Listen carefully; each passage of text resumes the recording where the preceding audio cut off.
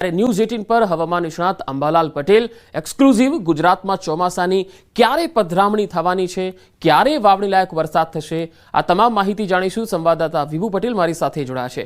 વિભુ, અંબાલાલ પટેલનું હવે શું માનવું છે? શું વરસાદ ખેંચાયો છે કે પછી વહેલો આવી રહ્યો છે? ગુજરાતમાં શું સ્થિતિ રહેશે આવનારા દિવસોમાં?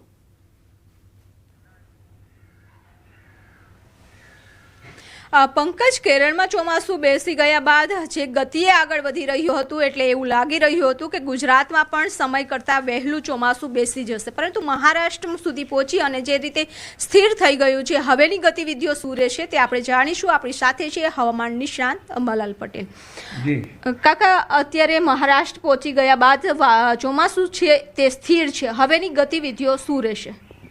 પશ્ચિમના ગરમ પવનોના કારણે આરબ કન્ટ્રીમાંથી આવતા અને અફઘાનિસ્તાન, બલુચિસ્તાન, પાકિસ્તાનમાંથી આવતા ગરમ પવનોના કારણે ચોમાસું અટકી જવાનું હતું એવું મારું માનવું છે। પરંતુ હવે ચોમાસું ધીરે ધીરે આગળ વધશે।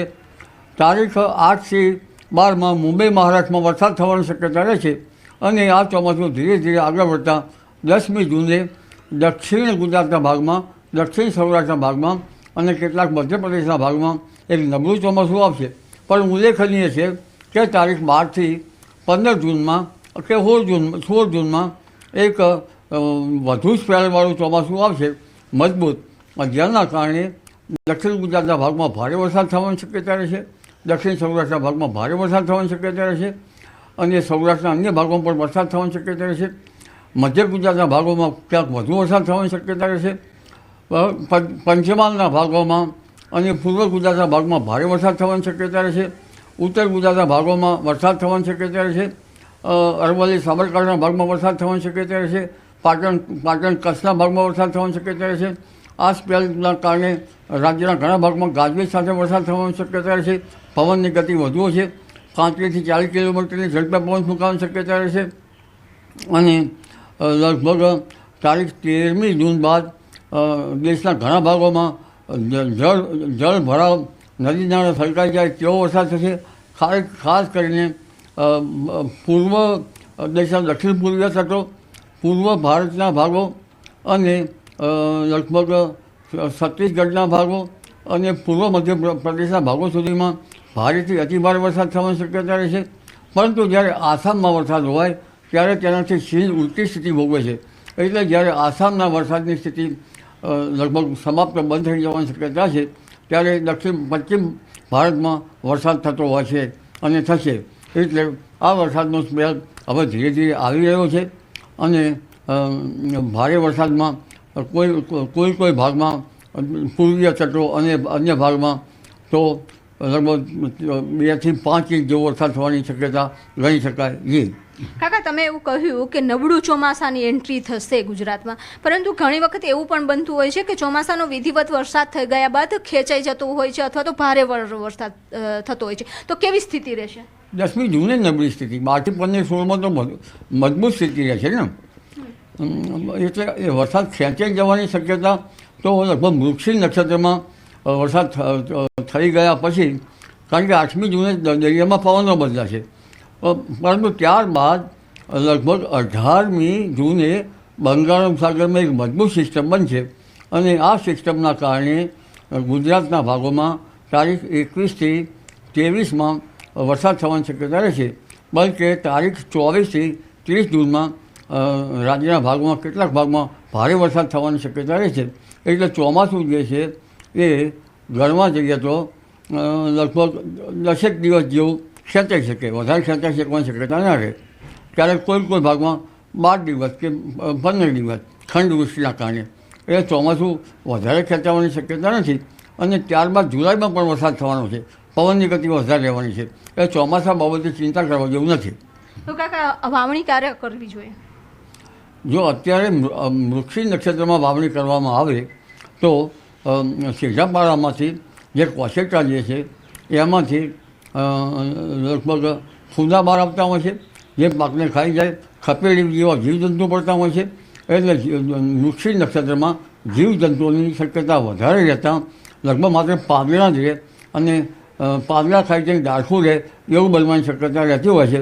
એટલે વાવણી તો કરવી હોય તો કરી શકાય, પણ પાક જે છે એ કુદરતના આધીન જીવજંતુના આધીન કેવો થાય છે તે જોવું રહ્યું. પણ 21 જૂન બાદ જે વરસાદ થાય છે આદ્રામાં ત્યાંનો ઉગાવો પાકનો સારો થતો હોય છે. જી. તો કાકા બંગાળની ખાડીમાં સિસ્ટમ બનશે, એની અસર ગુજરાત ઉપર કેવી રહેશે? બંગાળના જે ઉપસાગરમાં તારીખ 18મી જૂન બાદ જે સિસ્ટમ બનશે તે મજબૂત થઈને ગુજરાતના ભાગોમાં 21, 22, 23માં ક્યાંક ક્યાંક વરસાદ આવશે. પણ તારીખ 24 થી 30માં ગુજરાતના ઘણા ભાગોમાં સારો વરસાદ આવશે. અલબત્ત કેટલાક ભાગમાં ભારે વરસાદ આવવાની શક્યતા રહેશે. એટલે જે આદ્રા નક્ષત્રમાં પણ વરસાદ આવવાની શક્યતા રહેશે. પરંતુ પુનર્વસુ નક્ષત્રમાં પણ વરસાદ આવવાની શક્યતા રહેશે.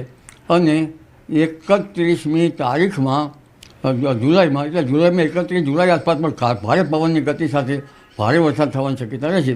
એટલે ચોમાસું ગયું નથી અને સારું ચોમાસું આવવાની શક્યતા રહેશે. કાકા, પણ તમે કીધું કે 10 જૂન આસપાસ ગુજરાતમાં ચોમાસાની એન્ટ્રી થશે, પરંતુ 10 દિવસ કેવા રહેશે? 10 દિવસમાં તારીખ 12 થી 16માં સારો વરસાદ થવાની શક્યતા રહેશે.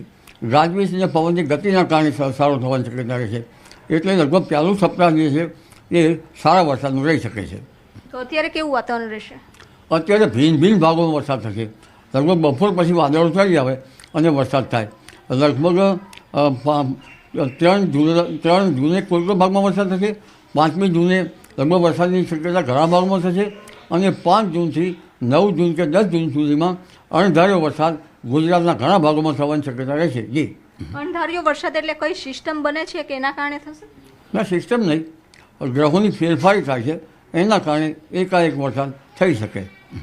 તો પંકજ હતા અંબાલાલ પટેલ અને તેઓનું અનુમાન છે કે હવે ગતિવિધિઓ ચોમાસાની તેજ થશે અને 10 જૂન આસપાસ છે ગુજરાતમાં વિધિવત ચોમાસાની શરૂઆત છે થઈ જશે. જી વિભુ, એક ખાસ એ સવાલ છે, 10 જૂનથી 30 જૂન સુધી તો અંબાલાલ પટેલે જણાવી દીધી વાત, પરંતુ આજે 1 જૂન છે. 1 જૂનથી લઈ અને 10 જૂનમાં શું વરસાદનું કોઈ ઝાપટું આવી શકે કે પછી ગરમી પડશે કે ભેજવાળું વાતાવરણ રહેશે? કારણ કે અત્યારે બફારો જબરજસ્ત છે. બિલકુલ પંકજ, જે રીતે અત્યારે વાતાવરણ કાકા બની રહ્યું છે, બફારો પણ થાય છે, સાથે તાપમાન પણ ઊંચું છે, એટલે કે 1 જૂનથી 10 જૂન વચ્ચેનો આ જે સમયગાળો છે તે કેવો રહેશે અલગ અલગ વિસ્તારમાં? સૌરાષ્ટ્ર હોય, દક્ષિણ ગુજરાત છે, ઉત્તર ગુજરાત છે.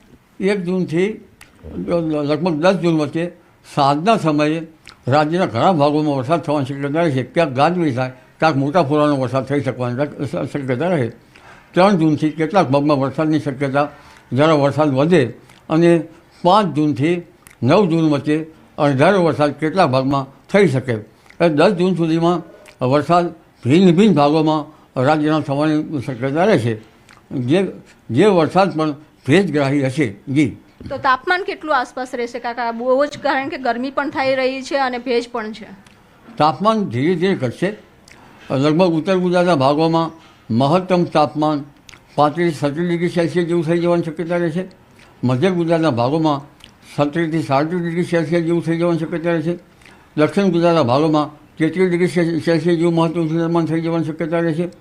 અને પશ્ચિમ સૌરાષ્ટ્રના ભાગોમાં પણ 33 ડિગ્રી સેલ્સિયસ જેવું કે 30 ડિગ્રી સેલ્સિયસ જેવું મહત્તમ તાપમાન થવાની શક્યતા રહેશે. એટલે લગભગ ગરમીથી રાહત 10 જૂન પછી ઘણા ભાગોમાં થવાની શક્યતા રહેશે. અલબત્ત હવે પણ ધીરે ધીરે સાંજના સમયમાં જે ગતિવિધિ વધે છે અને પવનના કારણે જે ગરમીમાં વધઘટ થઈ શકે. તો પંકજ, અત્યારે જે રીતે વાતાવરણ જોવા મળી રહ્યું છે કે ભેજ છે, સાથે તાપમાન પણ 40 ડિગ્રી આસપાસ છે. હવામાન નિષ્ણાંત અંબાલાલ પટેલનું અનુમાન છે કે તાપમાન ઘટી અને 35 ડિગ્રી આસપાસ થઈ જશે અને 10 જૂન આસપાસ વિધિવત ચોમાસાની શરૂઆત થશે.